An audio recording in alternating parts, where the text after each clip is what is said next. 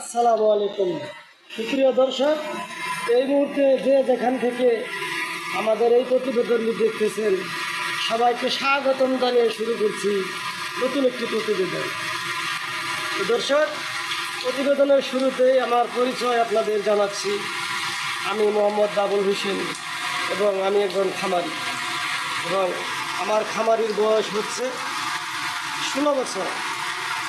তো দর্শক, আপনারা ইতিমধ্যেই জেনে গেছেন যে আমি একজন বকনার খামারি। বকনা বাছুর কিনে লালন পালন করে গাভীর করে বিক্রি করে থাকি।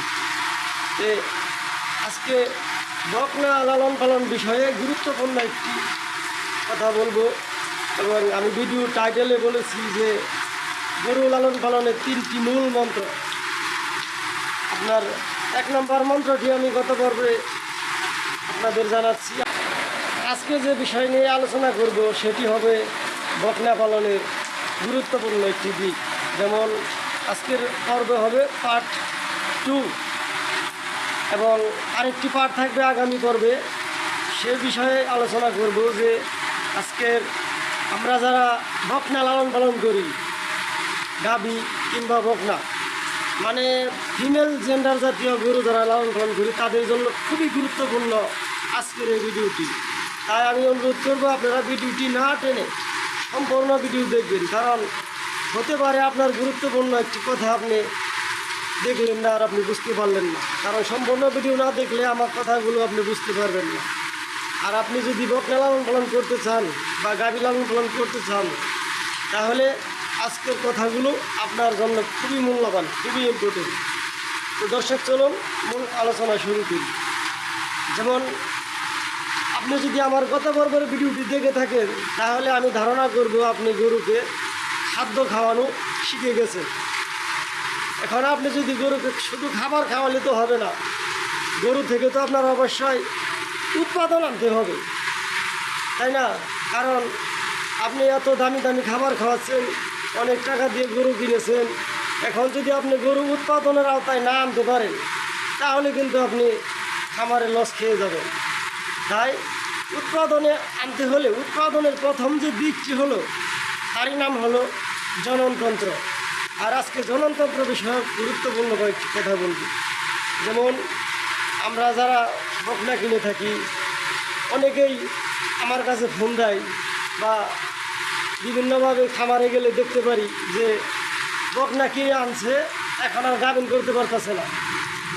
একটা বকনা যদি আপনি 1 লক্ষ টাকায় কিনেন, 1 বছর লালন পালন করার পরে যদি গাভিন করাতে না পারেন তাহলে আপনার নিঃসন্দেহে 50 থেকে 70-80 হাজার টাকা লস হবে।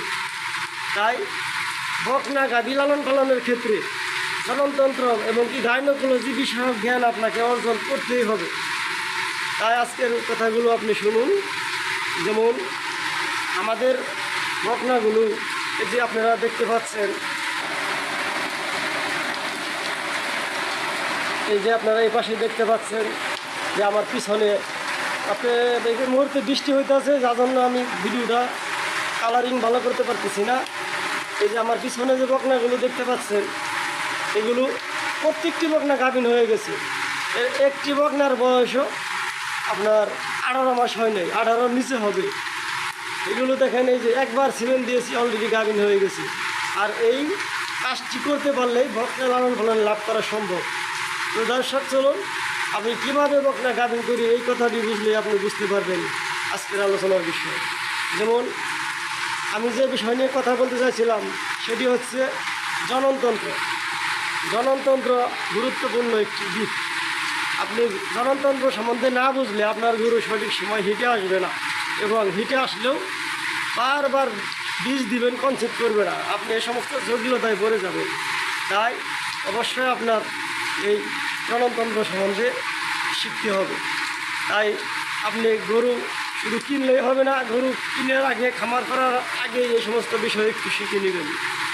দেখুন এই যে বকনাগুলো দেখতে পাচ্ছেন একদমই ছোটো ছোটো, কিন্তু প্রত্যেকটা বকনা 3 মাস, 4 মাস, 5 মাস প্লাস গাভিন হয়ে গেছে।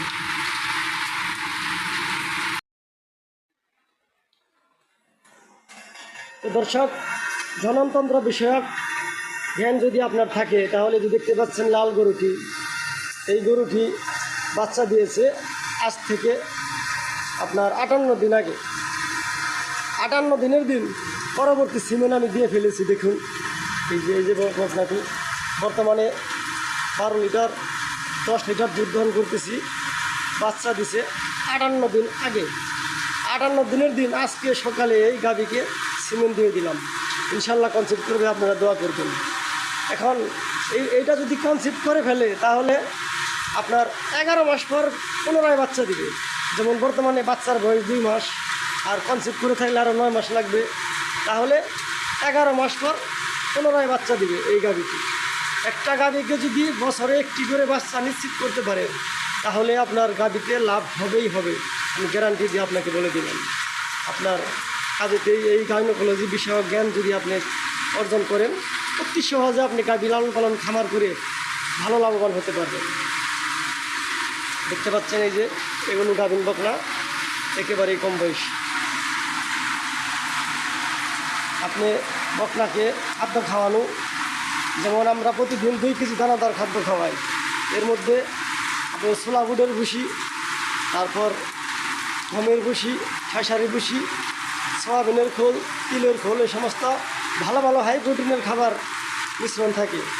এই সমস্ত খাদ্য খাওয়ালে আপনার বকনা দ্রুত হিটে আসবে, এমনকি কখনোই আপনার বীজ মিস করবে না।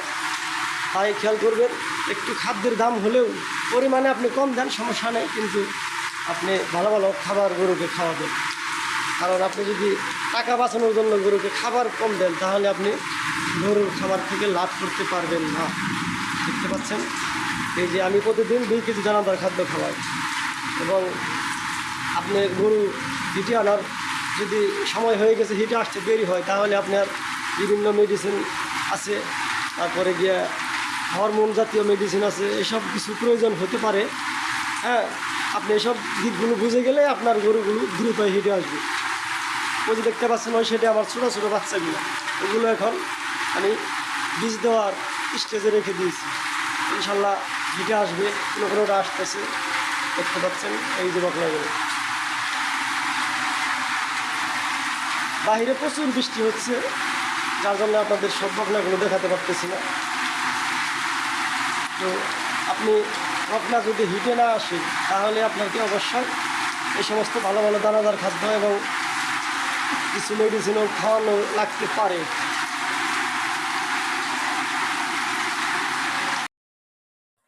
তো দর্শক, আমাদের গরুগুলো আপনাদের দেখালাম। তো আপনারা বকনা কীভাবে লালন পালন করবেন, বা আমি কীভাবে লালন পালন করি, কীভাবে খাবার খাওয়াই, কীভাবে দ্রুত বীজ দেয় এবং কী কনসেপ্ট করা, এই সমস্ত বিষয় নিয়ে মাঝে মাঝেই প্রতিবেদন দেওয়া হবে। আপনারা আমার চ্যানেলটি সাবস্ক্রাইব করে সঙ্গে থাকবেন। এবং খাবার বিষয়ক যদি কোনো পরামর্শ আপনাদের প্রয়োজন হয়, স্ক্রিনে দেওয়া নাম্বারে ফোন করে আমার সাথে যোগাযোগ করতে পারবেন। দেখতে পাচ্ছেন এই যে বকনাগুলো, এইগুলোই হচ্ছে আমার গাভীন শেডের বকনা। আবার কিছু বকনা ছোটো বাচ্চা কিনতেছি। আমি যদি বকনা কিনি তখন আপনাদের ভিডিও করে দেখাবো কোন বকনা কত টাকায় কিনি এবং কী ধরনের বকনা কিনি, এবং বকনা কেনার সময় কী কী বিষয় খেয়াল করতে হয়, সমস্ত কিছু ভিডিও করে আপনাদের দেখাবো।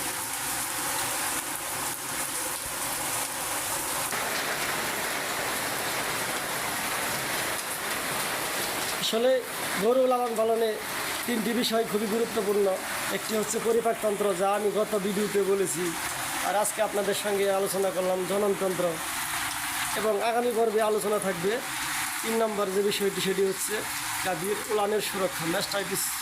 এই 3টি বিষয় আপনি জেনে গেলেই আপনি গাভী বকনা যে কোনো গরু লালন পালন করেই লাভ করতে পারবেন।